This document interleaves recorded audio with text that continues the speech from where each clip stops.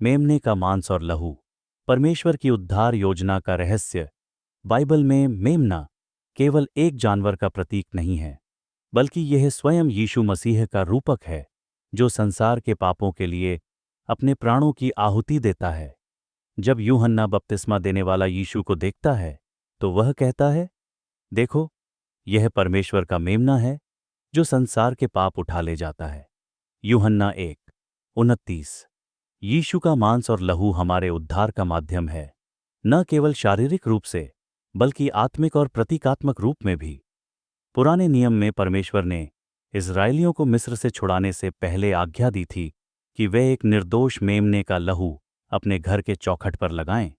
यह लहू उनके बचाव का चिन्ह था। मृत्युदूत जब यह चिन्ह देखता, तो वह उस घर को छोड़ देता। यह पास्का बलिदान मसीह की मृत्यु का प्रतीक था। जैसे उस समय मेमने का लहू इस्राएल को मृत्यु से बचाता था, वैसे ही यीशु का लहू हमें अनंत मृत्यु से बचाता है।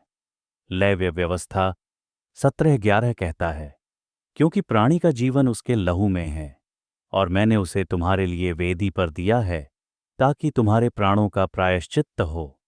यह दिखाता है कि बिना लहू के प्रायश्चित्त नहीं होता, और यही सिद्धांत यीशु के बलिदान में पूरा हुआ। यीशु ने कहा, जो मेरा मांस खाता है और मेरा लहू पीता है, उसके पास अनंत जीवन है। यूहन्ना 6:54। यह शब्द आत्मिक अर्थ में है। यीशु यहां भौतिक खाने पीने की नहीं, बल्कि आत्मिक सहभागिता की बात कर रहे हैं। उनकी शिक्षा, बलिदान और वचन में सहभागी होने की।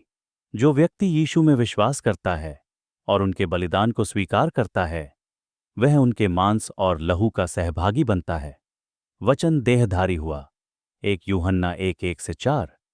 यह दिखाता है कि परमेश्वर स्वयं यीशु के रूप में प्रकट हुआ। यीशु जीवन का वचन है, और जब हम उन्हें ग्रहण करते हैं, तो हम उस जीवन में सहभागी होते हैं जो परमेश्वर से आता है। पुराने नियम की बलिदान प्रणाली केवल एक छाया थी। असली सच्चाई मसीह में पूरी हुई।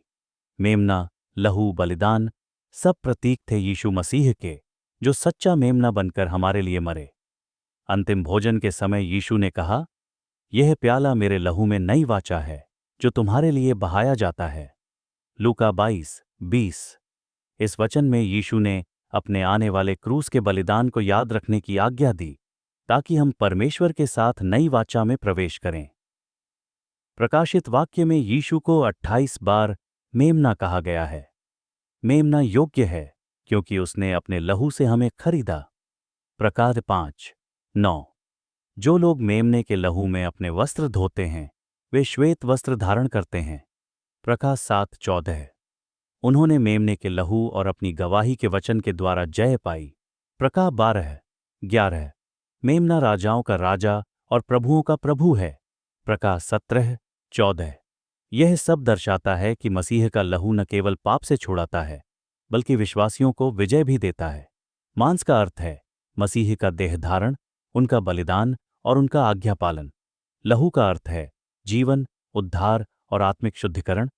जब हम आत्मिक रूप से मसीह के मांस और लहू में सहभागी होते हैं, तब हम उनके साथ आत्मिक एकता में आते हैं, उनके बलिदान को स्वीकार करते हैं और नया जीवन प्राप्त करते हैं। यह सब शाब्दिक नहीं, बल्कि आत्मिक अर्थ में है। मसीह का मांस उनके वचन का प्रतीक है, और मसीह का लहू उनके बलिदान का।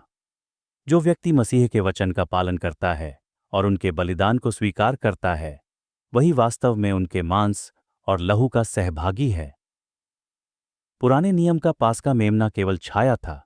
सच्चा मेमना यीशु मसीह है।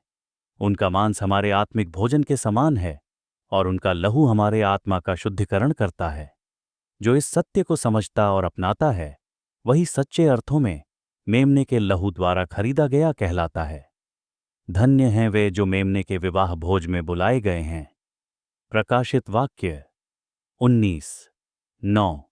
हे प्रभु यीशु, धन्यवाद कि आपने अपने मांस और लहू द्वारा हमें उद्धार दिया। हमें अपने वचन में दृढ़ बनाए रखो, ताकि हम प्रतिदिन आपके बलिदान की याद में जीवन व्यतीत